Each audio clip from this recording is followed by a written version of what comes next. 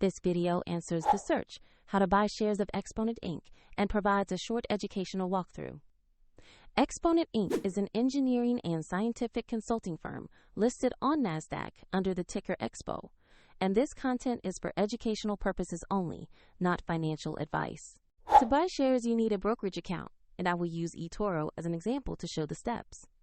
After registering, you will need to verify your account, usually by uploading an identity document, and add funds before you can place a trade.